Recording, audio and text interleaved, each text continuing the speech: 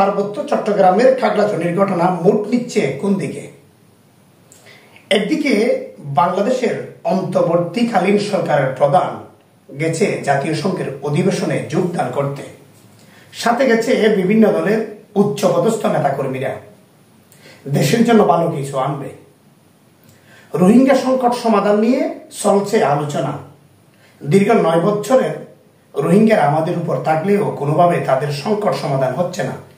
এটি নিয়ে জাতীয় সংঘের অধিবেশনে চলছে আলোচনা। এমন মুহূর্তে খাগড়াছড়ির এই ঘটনা, এটি কি আসলে নতুন করে হয়েছে ঘটনা, না তাদের দীর্ঘ পরিকল্পনার অংশ?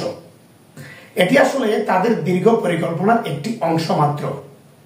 এমন সময় তারা ঘটনাটি ঘটাচ্ছে যে সময় জাতীয় সংঘের অধিবেশনে বাংলাদেশের অন্তর্বর্তীকালীন সরকারের প্রধান সহ বিভিন্ন দলের নেতাকর্মীরা উপস্থিত সেখানে।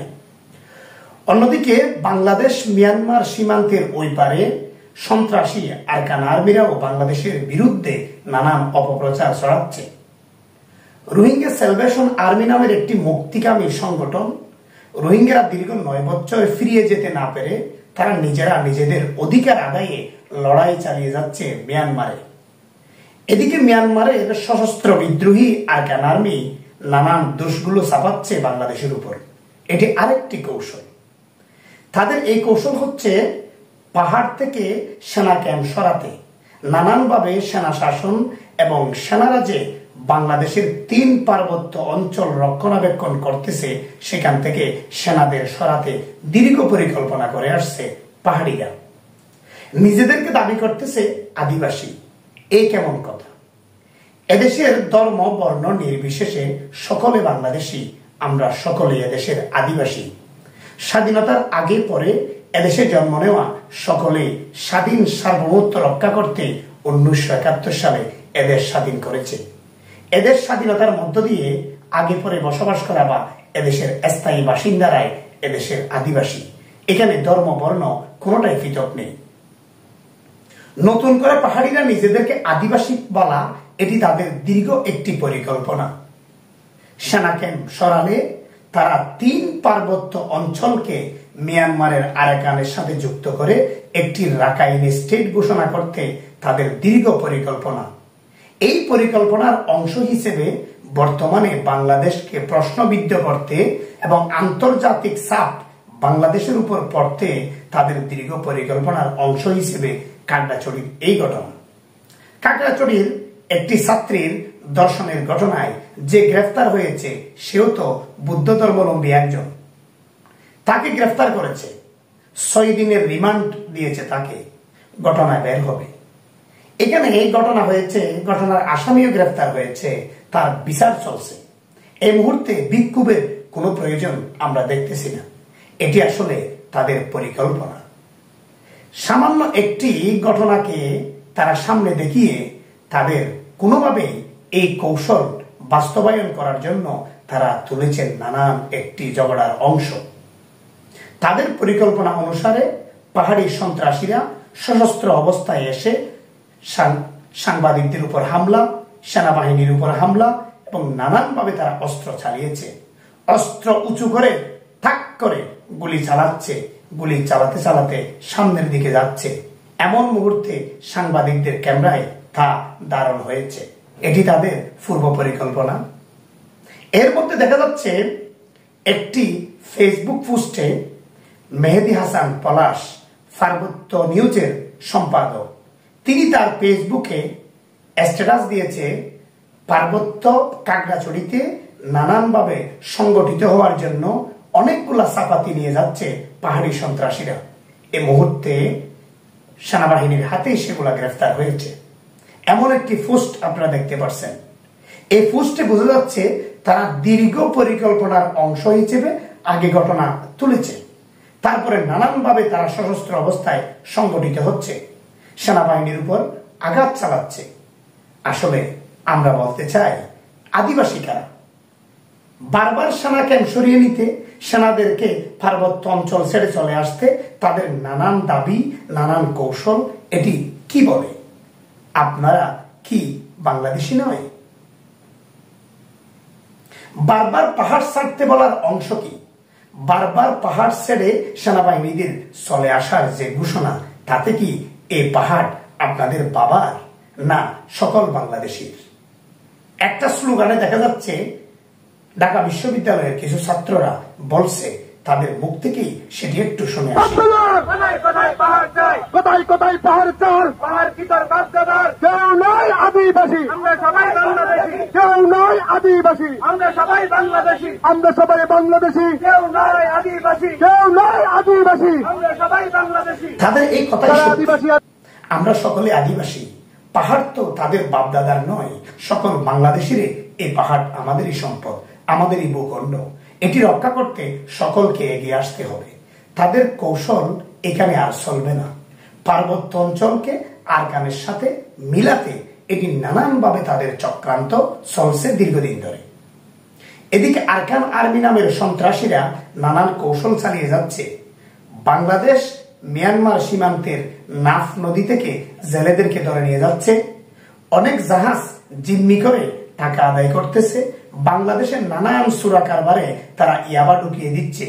লক্ষ লক্ষ ইয়াবা ঢুকিয়ে দিয়ে এসব ইয়াবার টাকায় তারা রোহিঙ্গাদের উপর নিপীড়ন চালাচ্ছে। দীর্ঘ 2016 এবং 2017 সালে রোহিঙ্গাদের উপর যে নিপীড়ন নির্যাতন গুলো চালিয়েছিল, তাতে গোপনীয়ভাবে এই আরাকান আর্মি মক্রায় তারা সেখানে জড়িত ছিল। তবে তারা তখন সরাসরি আসেনি। 2023 সালে সরাসরি নির্যাতনে জড়িত হয়েছে এসব আরাকান আর্মিরা। 2024 সালে 1,60,000 রোহিঙ্গাকে আবারও বাস্তুচ্যুত করে বাংলাদেশে পাঠিয়েছে এই আরাকান আর্মি নামের সন্ত্রাসীরা। এগুলো তাদের এক একটি কৌশল। তাদের এই কৌশল থেকে বোঝা যাচ্ছে পার্বত্য চট্টগ্রামকে তারা তাদের সাথে যুক্ত করবে। মগের মূল্য পার্বত্য অঞ্চলকে তাদের সাথে যুক্ত করে একটি মগের মূল্য করার জন্য এই মগ বাহিনীরাই নানান কৌশল চালিয়ে আসতেছে দীর্ঘদিন ধরে। তাদের এই কৌশলের অংশ হিসেবে কাগড়াছড়ির এই ঘটনাগুলো। একদিকে মিয়ানমার সীমান্তে আরাকান আর্মির এই সন্ত্রাসীদের নানান হামলা, নানান মাইন পুঁতে রেখে বাংলাদেশের বন্যপ্রাণীদের আঘাত করছে। অন্যদিকে আরাকান আর্মির ফুতে রাখা মাইন বিস্ফোরিত হয়ে বাংলাদেশের অনেক রাখালের পা চলে গেছে। অনেক দিনে আনে দিনে খাওয়া ক্ষেত কামারে কাজ করা মানুষের পা চলে গেছে। এরকম অনেক মানুষ আঘাতপ্রাপ্ত হয়েছে সব মাইনে। তাদের কারণে বাংলাদেশের প্রবাল দ্বীপ সেন্ট মার্টিনে ভ্রমণে যেতে পারছে না বাংলাদেশের ভ্রমণকারী তথা বিশ্বের ভ্রমণকারীরা। আরাকান আর্মির গুলি, রকেট লঞ্চার, বিভিন্ন ভয়ের কারণে সেন্ট মার্টিনে যাওয়া বন্ধ করে দিয়েছে সরকার। এদিকে তাদের দীর্ঘ পরিকল্পনার অংশ হিসেবে যখন মিয়ানমারের আরাকান আর্মির সাথে রোহিঙ্গা সশস্ত্র বিদ্রোহী সংগঠন তারা তাদের অধিকার আদায়ের জন্য নতুন করে যখন তারা আরাকান আর্মির সাথে লড়াই চালিয়ে যাচ্ছে, তখন এসব আরাকান আর্মিরা তারা আমাদের বিরুদ্ধে অপপ্রচার চালাচ্ছে, বাংলাদেশের বিরুদ্ধে অপপ্রচার চালাচ্ছে পাহাড়িদের মাধ্যমে। এসব রাঙ্গামাটি, কাগড়াছড়ি, বান্দরবনের এই মগ সন্ত্রাসী বাহিনীগুলো মিয়ানমারের বিভিন্ন সংবাদ মাধ্যম, অন্যদিকে থাইল্যান্ডের সংবাদ মাধ্যম ব্যবহার করে আমাদের বিরুদ্ধে অপপ্রচার চালিয়ে যাচ্ছে তথা আমাদের দেশের বিরুদ্ধে, আমাদের বাংলাদেশের বিরুদ্ধে এসব অপপ্রচার চালাতে তারা থাইল্যান্ডের সংবাদ মাধ্যম ব্যবহার করতেছে। সশস্ত্র বিদ্রোহী সন্ত্রাসী সংগঠন আরাকান আর্মির বিভিন্ন পেজ ইউটিউবে এসব অপপ্রচার চালিয়ে যাচ্ছে। অন্যদিকে বাংলাদেশকে প্রশ্নবিদ্ধ করতে পাহাড়ি সন্ত্রাসীরা তাদের নিজস্ব ইউটিউব, ফেসবুক, টুইটারে নানান অপপ্রচার চালিয়ে সেনাবাহিনীর বিরুদ্ধে দোষ চালাচ্ছে, যাতে আন্তর্জাতিক চাপ বাংলাদেশের উপর পড়ে এমন কৌশল করে নানান অপপ্রচারগুলো চালিয়ে যাচ্ছে। সেনাবাহিনীর হাতে যে অস্ত্রগুলো ধরা পড়লো, এই দেশীয় অস্ত্র চাপাতিগুলো তারা আগে থেকে তৈরি করে রেখেছে। যখন নতুন করে সেনাবাহিনীর সাথে সংঘাত শুরু হয়েছে, তারা নানানভাবে সেই চাপাতিগুলো নিয়ে যাচ্ছে সেখানে সন্ত্রাসী কর্মকাণ্ড চালাতে। এমন সময় সেনাবাহিনীর হাতে সেগুলো ধরা পড়েছে। এখান থেকে বুঝতে হবে এটা তাদের নানান কৌশল, সেনাবাহিনীর উপরে নানানভাবে তাদের অত্যাচার নিপীড়নের দোষ দেখিয়ে সেনাবাহিনীকে প্রশ্নবিদ্ধ করা, পাহাড় থেকে সেনাবাহিনীকে দীর্ঘ পরিকল্পনায় তারা সরিয়ে দিতে তাদের এসব পরিকল্পনা আজকের নয়। এখান থেকে আমাদের বুঝে আসতে হবে দেশ বাঁচাতে হবে, আমাদের প্রত্যেকটা সংবাদ মাধ্যম এবং প্রতিটি দেশের মানুষকে দেশপ্রেম নিয়ে এসব পরিকল্পনায় নানান গবেষণা এবং বিশ্লেষণ করে দেখতে হবে। দীর্ঘ বিশ্লেষণ করলে দেখা যাবে পাহাড়ি সন্ত্রাসীরা বারবার বাংলাদেশকে আন্তর্জাতিক চাপে ফেলতে, সেনাবাহিনীদেরকে প্রশ্নবিদ্ধ করতে তাদের এই কৌশল, এই পরিকল্পনা দীর্ঘদিনের। কোনোভাবেই বাস্তবায়িত হওয়ার সুযোগ দেওয়া যাবে না। বাংলাদেশের ভূখণ্ড রক্ষা করার দায়িত্ব সকল বাংলাদেশি মানুষের। এখানে ধর্ম বর্ণ নির্বিশেষে সকলে বাংলাদেশি, সকলেই বাংলাদেশের আদিবাসী। এখানে নতুন করে আদিবাসী বলার কোনো সুযোগ এদেশে নেই। রোহিঙ্গা সংকট সমাধানে সকলের এগিয়ে আসতে হবে। দীর্ঘ 9টি বছর হলো রোহিঙ্গা সংকট সমাধান হলো না। আমাদের মাথার উপরে দীর্ঘ রোহিঙ্গাদের বোঝাটি দিয়ে বসে আছে মিয়ানমার একে একে রিপার্টিশন করে রোহিঙ্গাদের নিয়ে যাওয়ার কথা বলে 9টি বছর নানান নাটক তালবাহানায় চলে গেছে। কোনোভাবে রোহিঙ্গাদের ফিরিয়ে নেয়নি। রোহিঙ্গারাও বুঝতে পেরেছে তাদেরকে মিয়ানমার ফিরিয়ে নিবে না। আর ফিরিয়ে নিবে কোথায়? রোহিঙ্গাদেরকে যেই জায়গায় ফিরিয়ে নেবে বা রিপার্টিশন করে নেবে, সেই জায়গাটি এখন দখল করে নিয়েছে সন্ত্রাসী আরাকান আর্মি নামের আরেক মব বাহিনী। জান্তা সরকার তথা মিয়ানমারের সশস্ত্র বিদ্রোহীরা মিয়ানমারের সরকারের সাথে লড়াই চালিয়ে রোহিঙ্গাদের বিটে মাটিগুলো দীর্ঘ পরিকল্পনার অংশ হিসেবে তারা দখলে নিয়েছে। এসব দখল হওয়া জায়গার উপরে এখন মিয়ানমারের বিদ্রোহী গোষ্ঠীর শক্তি এবং তাদের পরিচালনা। সেখানে কিভাবে যাবে রোহিঙ্গারা? রোহিঙ্গাদের যুবকরা বুঝতে পেরেছে, রোহিঙ্গা যুবকরা স্পষ্ট বুঝতে পেরেছে তাদেরকে কোনোভাবে রিপার্টিশন করে নেওয়ার সুযোগ আর নেই, যেহেতু আরাকান আর্মিরা সেই জায়গাগুলো দখল করে বসে আছে। তখন নতুন করে রোহিঙ্গা যুবকরা তাদের জায়গা তারা পুনরায় উদ্ধার করতে তাদের মুক্তিকামী সংগঠন রোহিঙ্গা স্যালভেশন আর্মি নামের একটি সংগঠন এখন তাদের অধিকার আদায়ে মিয়ানমারে লড়াই চালিয়ে যাচ্ছে।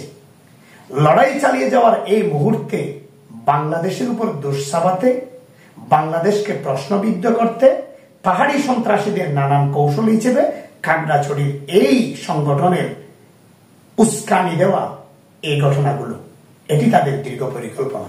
আমরা চাই একদিকে রোহিঙ্গা সংকট সমাধান হোক, অন্যদিকে বাংলাদেশের ভূখণ্ড রক্ষা হোক। 3 পার্বত্য জেলা বাংলাদেশের ভূখণ্ড রক্ষা করতে সেনাবাহিনী আরো মজবুত হতে হবে। প্রত্যেকটা জায়গায় সেনাঘাঁটি আরো বাড়াতে হবে। এই ভূখণ্ড কোনোভাবে 1 ইঞ্চি মাটিও যাতে নিয়ে যেতে না পারে সন্ত্রাসী বাহিনীরা। সন্ত্রাসী আরাকান আর্মি, অন্যদিকে ভারতের নানান কৌশলে চলছে এসব ঘটনা। এগুলো সকল মানুষকে বুঝতে হবে। দেশপ্রেম নিয়ে সকলে এগিয়ে আসতে হবে। দেশকে রক্ষা করতে হবে। সন্ত্রাসী বাহিনীদের কৌশল বুঝতে হবে। আমরা চাই একদিকে রোহিঙ্গা সংকট সমাধান হোক, রোহিঙ্গা মুক্তিকামী সংগঠনগুলা তাদের দেশে লড়াই চালিয়ে তারা তাদের অধিকার আদায় করলে আমাদের কোনো আপত্তি নেই। কিন্তু অন্যদিকে মগ বাহিনী পার্বত্য চট্টগ্রামকে মগের মুল্লুক বানাতে যে কৌশল শুরু করেছে, সেই কৌশল বাস্তব হতে দেওয়া যাবে না। সকলকে এগিয়ে আসতে হবে এদেশ রক্ষায়। ধন্যবাদ সকলকে।